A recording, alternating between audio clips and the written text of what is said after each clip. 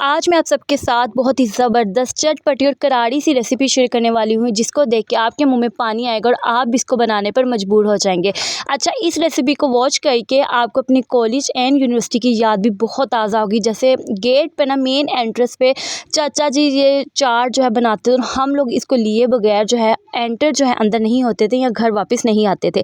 आज मैं आपके साथ शेयर करने वाली हूँ अपने तरीके से चना चाट की रेसिपी। आपने मेरे तरीके से बना के देखें, बहुत डिलीशियस चटपटी करारी बनती है। मैंने जो इमली का पानी होता है ना, उसको अच्छे से निकाल लिया, फिर ड्रेन किया, स्ट्रेन किया, सारे ज़रात निकल गए। इसमें मैंने नमक और चीनी और ब्राउन शुगर ऐड करके इसको अच्छे से मिक्स करके इमली का पानी रेडी कर लिया।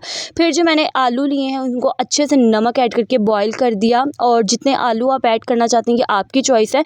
कुछ लोग चने का रेशियो ज़्यादा रखते हैं, कुछ लोग आलू का। मैंने आलू का ज़्यादा रखा है, ठीक है। दोनों ही सूरतों में बेहतरीन बनती है।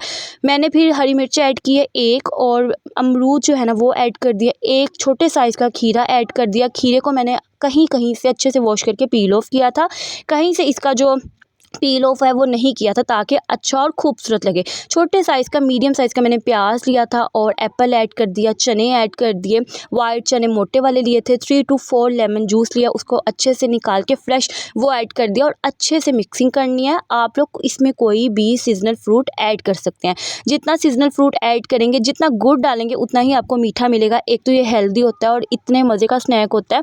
घर पे बनाए, साफ़ सुथरा सा, और क्वांटिटी में भी ज़्यादा बनता है और बहुत आसानी से बन जाता है। मेरी रेसिपी से बनाइएगा तो फिर मुझे ज़रूर बताइएगा। ये जो पानी है इमली का, वो खट्टा पानी, वो मैंने ऐड कर दिया और अभी भी लिटरली मेरे मुंह में पानी आ रहा है, क्योंकि ये मैंने बनाया और उसी टाइम सब घर वालों ने इसको फिनिश कर दिया। सारा बाउल ख़त्म हो गया। फिर जो मैंने और मज़ेदार टेस्ट के लिए 2 टेबलस्पून भर के केचप ऐड किया।